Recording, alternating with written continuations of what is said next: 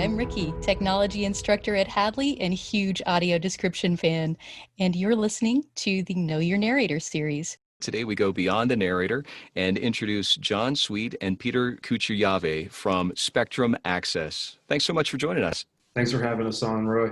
Thank you. Let's start right out and ask you, John, what you love about audio description.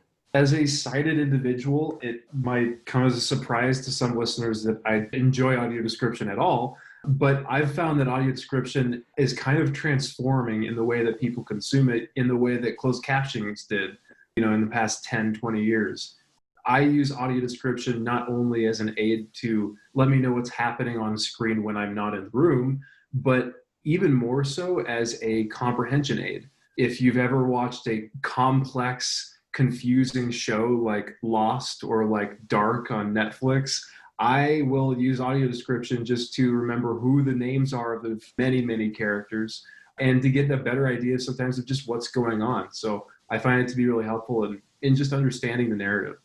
And Petr, what about you? What do you love about audio description? Well, as a blind person, I guess the obvious is that it provides me with access to the entertainment that I'm wanting to enjoy as well. But what I've really come to appreciate, Roy, about audio description is the art that goes into developing the description, finding the right amount of time to plug certain bits of information in. It really is far more complex than I think it appears to many on the surface. And I love the wordsmithing that happens to get the right amount of information into that period of time that's between dialogue. I spend a lot of time concentrating on what the audio description is saying, so much that I'm losing track of the actual dialogue on the screen sometimes and have to go back. So I just absolutely love it. I think it's something that can be appreciated by everyone. John is mentioning, as a sighted user, the benefits that he has with using audio description. And John, I 100% agree with you that without audio description, it is so difficult for me to follow who the names are that are on screen. So I'm glad to see that that's helpful to people more than just the blind. Yeah, it's an enriching experience for everyone, isn't it? Absolutely. And Petr, I love how you talk about the art of audio description. I'm assuming that means for the end user, sighted or blind, that there's an immersive element that comes from that art. Is that a pretty reasonable assumption? I would say yes. Immersive is a great word to use because it draws you in like a book does. I like to use Audible. I know a lot of people use Audible, certainly not a service for the blind. But when you've got the voice of a human being, right, not eloquence or some other screen reader voice, narrating the storyline to you, it really pulls you in. And to be able to do that on a level of accessibility is wonderful, because a lot of times people with disabilities get relegated to the sort of secondary versions of technology, right? So, I use JAWS and I come to really enjoy using eloquence, but when you take a step back and you listen to it, it really is such a robotic toned voice. And that's not the way that we're meant to hear a story. So the fact that we're still using human voices in a narrative format to draw the viewer in, I absolutely love it. And you mentioned accessibility, that one of the conversations that's happening in our interviews and elsewhere in audio description is accessing the accessibility. And John, I'd love to ask you about your efforts specifically with spectrumaccess. Access is definitely an apt name for this app. It can be really hard to find audio description for on-demand and streaming programming if you're not in Netflix. And is actually, Petr and I had a conversation 2 years ago where Petr reminded me, no, I've never seen Star Wars, the older movies. Quit asking. Don't ask me again until it has audio description. And I was surprised that what I think is one of the greatest movies that's been around for 40, almost 50 years now, didn't have audio description and wasn't accessible or consumable for a pretty big part of the population. And so that kicked off this search for a way to get audio description for movies that's out there somewhere, collected in one place, and to make it accessible and available to everybody. And so that's where spectrumaccess was born. There was an app out there in the market called ActiveView, which had this really brilliant algorithm behind it that uses the microphone to sync to the exact spot we were in a movie and play the audio description from there. And we thought this is amazing technology, and Charter is really committed to accessibility and universal design. And Peter and I can speak more to that. And so they put up the money. We acquired ActiveView and worked with the previous owners and engineers to build that algorithm into spectrumaccess. And it launched in May, on May 4th. Unfortunately, we didn't have the Star Wars content for May the 4th, but still it launched to pretty big acclaim. One of the most important things about the app that we wanted to ensure from the outset was that it wasn't just going to be for Spectrum customers. It wasn't going to be a paid service. So that's why spectrumaccess is totally free. It's available to you, to anyone in the App Store. If you're living in the United States, you don't have to pay for it. You don't have to be a customer. It's just an effort to make an impact with the network, with the reach that Charter has in the country. One of the things that's been happening on a lot of social media message boards or commentary about this access, this specific Spectrum Access app, is that, as you said, there's no login required. It's almost disturbingly surprising in a good way. Isn't that sad? And I mean that as the compliment, just because of the expectations that people have when it comes, that it's like, oh, wow. Peter, can you talk a little bit about your efforts on maybe that particular side as far as your effort? My job really with the Spectrum Accessibility team is on the outreach side. I connect our customers and the world of people with disabilities that are outside of Charter to our products, and as well as internally creating a culture of accessibility through disability etiquette presentations and such. So my role is broader than the Spectrum Access app, but what's been really wonderful this summer, especially since May, since we launched, is introducing the application to people through conventions and conferences, obviously all of them virtual this year. But the responses that are coming back, Roy, are similar to what you just said. Can it really be this easy to use Spectrum Access? Is it possible that I don't have to log in or put my Spectrum credentials in there? And the answer is always the same. It's free to everyone, not just Spectrum customers. Obviously, if you're a Spectrum customer and you've got your on-demand library that you're looking to gain more access for, Spectrum Access is great. We're curating a lot of our content based on the Spectrum on-demand library, but it doesn't matter who you are. You download the app. All you have to do is find the movie you want, download that track, and you're ready to go. The reactions of people are just floored by it. And really, you need a password for absolutely everything. I mean, a lot of people have passwords to get into their own houses with this smart technology now. It's just amazing that in an era like we're in today, that you can still have such easy access to an accessibility feature that really you want ideally built into the video content itself. But if it's not there, you want quick access to it. And I think we've managed to achieve that. Quick and easy. It's removing a lot of barriers here. So when you approach people, whether it's customers or companies that provide audio description tracks to you, as you acquire the tracks, either on the audience side or those relationships as you get more audio description titles, is there any initial resistance? On the customer side, what we've been hearing in terms of feedback is more content. Love the idea, like the execution.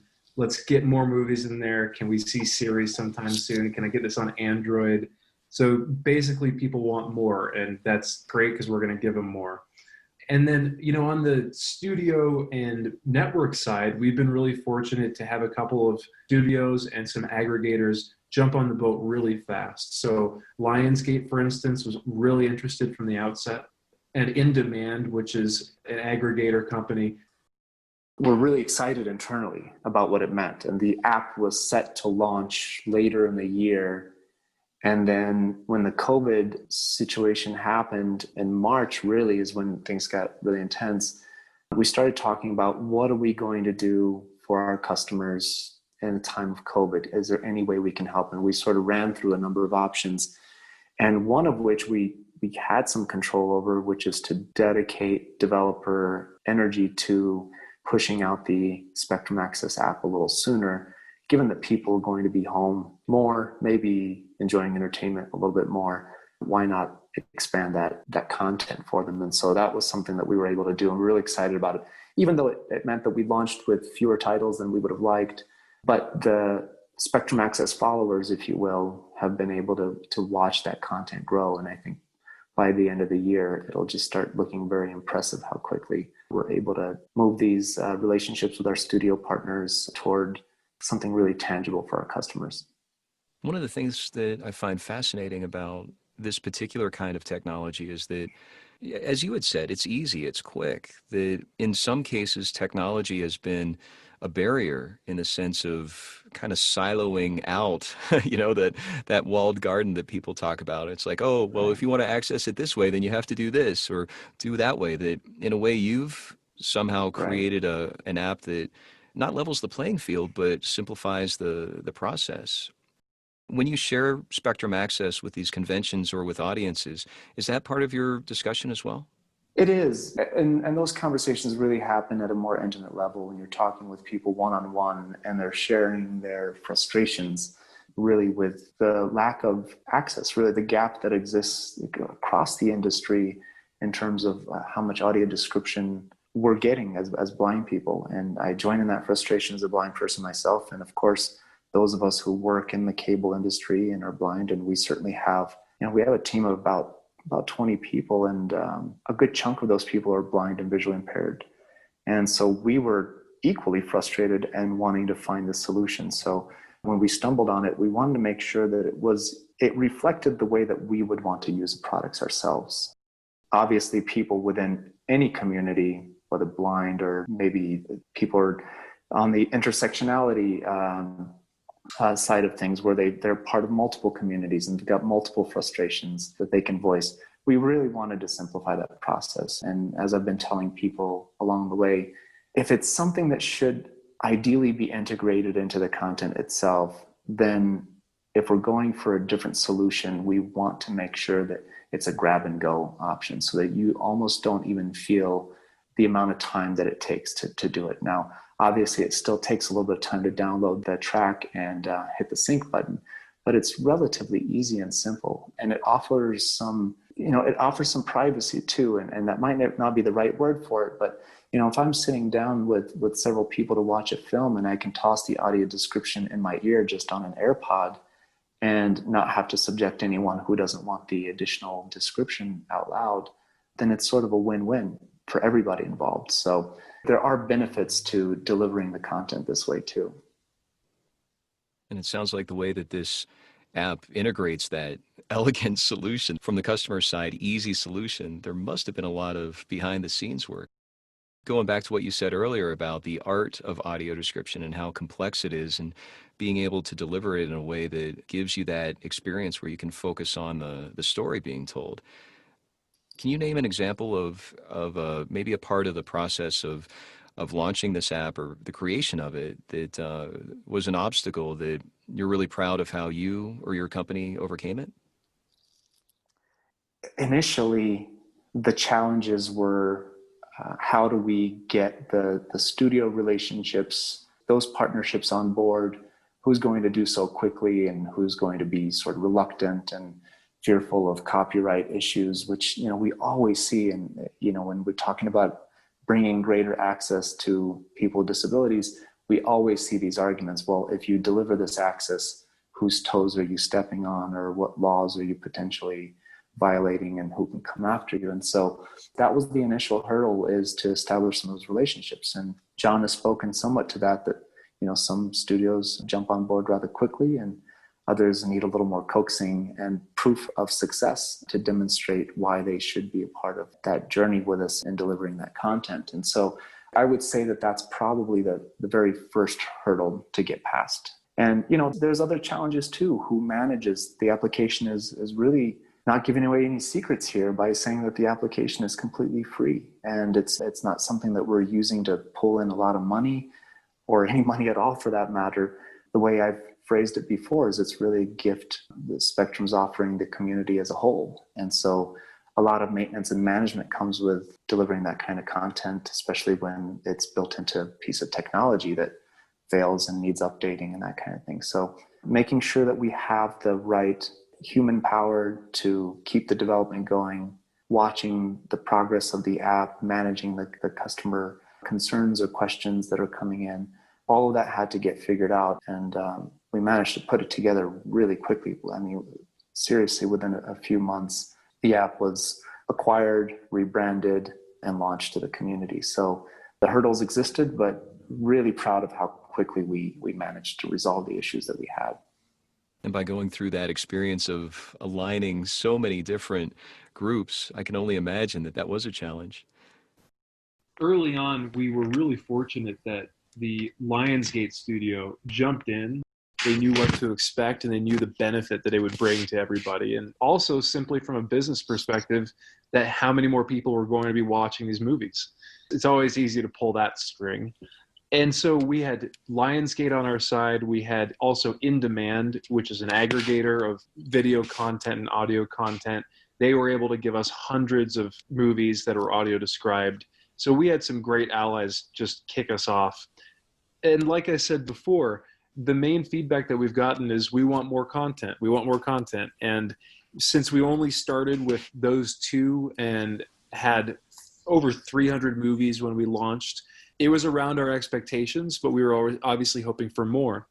So talking to new networks and new studios and explaining what we're trying to do here, I think there's less, not so much resistance as this is completely new. It's something that I've only heard about. We don't really understand how it works, but we want to help. In response to the users who love the app and want more content, we are about to get a huge slew of content from some big networks that you're familiar with that already produce a lot of audio description that we're really excited about. So I would say look out for some new movies and TV shows coming into the app later this summer.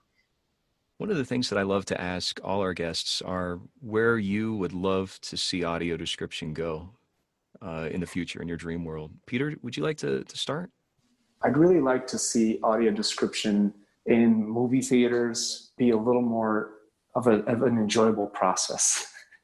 Obviously, Roy, you're probably familiar with it, and others who have gone to the theater and grabbed those little boxes and the headphones, and then they've gone into the theater space and then realized quickly that it was actually for the hearing impaired and it's the wrong box. And you know, I've had to switch out those boxes as many as 3 times during a given movie. I can't begin to tell you how many free passes I've gotten from theaters for not delivering the audio description appropriately. So, you know, I'd like to see more of that power fall in the hands of the user themselves so that if you're going to a movie theater, you can control the audio description process. You can control the access to the track, the syncing process.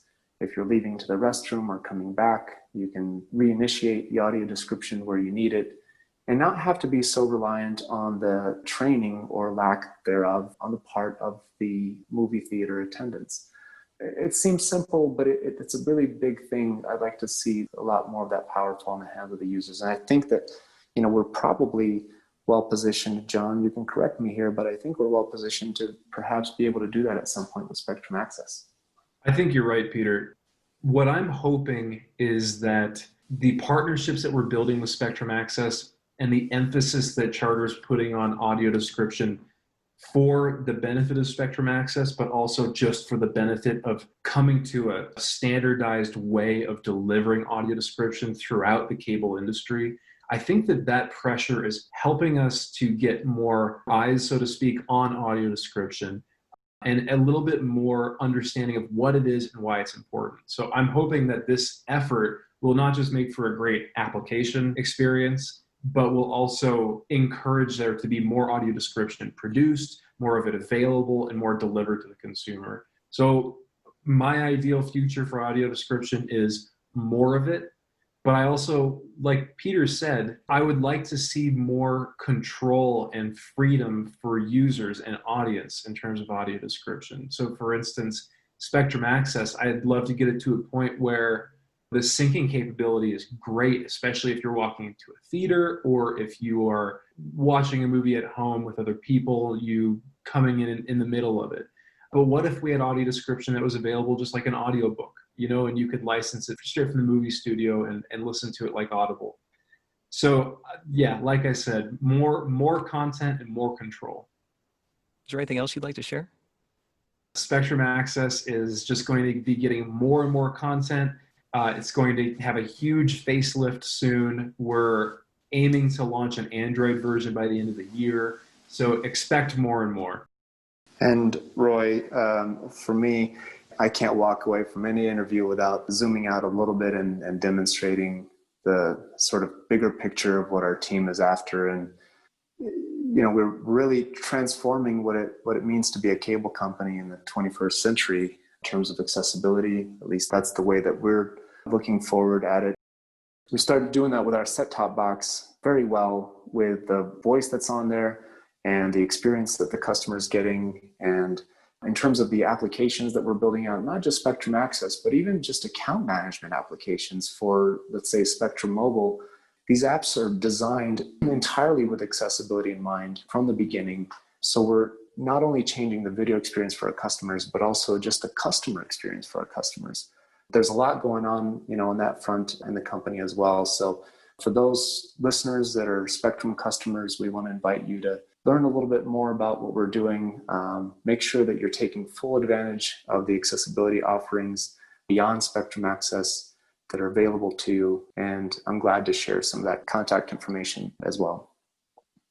I'm hearing so clearly about Spectrum Access is that it's a microcosm example of how your approach is not a Band-Aid, that you're presenting it not only as an opportunity, but also as a culture of your company and the priorities that you have.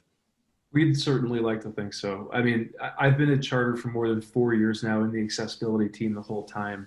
And I've seen not only the growth, but the emphasis on inclusion in the workplace, as well as the emphasis on the importance of detail in the way that we work and the way that we address how our products are accessible. So I'm impressed, and I hope that our customers feel the same way. If someone listening to this would like to reach you or learn more about Spectrum Access, what's the best way? Please reach out. Yes, I love hearing back from users. I love hearing back from anybody. spectrumaccess@charter.com. So spectrumaccess@charter.com. I monitor that inbox. I check it every morning. Sometimes I get fun emails from people who love the app, and sometimes I get feedback that goes straight into development. So please reach out. I would love it. Thanks. This is Petr Kucheryavyy and John Sweet from Spectrum Access, sharing their experience with audio description and making it that gapless experience for you as an audience member and forging a really great path forward. Thanks again for joining us. Thank you, Rick. Absolutely. Thanks for having us on.